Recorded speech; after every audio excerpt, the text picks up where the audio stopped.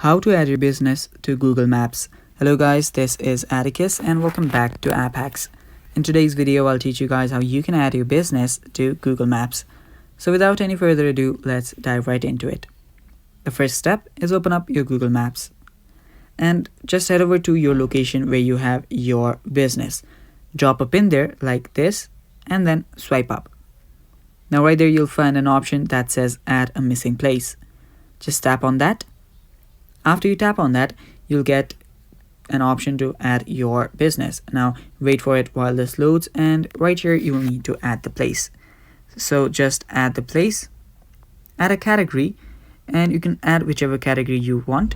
So I'll just do this here, just do this, and now you'll need to add in your address.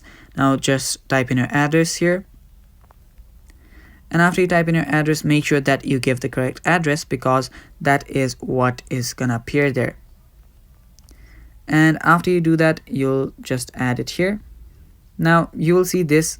Now you will see add more details. You can add more details such as your hours, your phone number, and your website if you have one. You can also add photos. After you do that, tap on the submit button.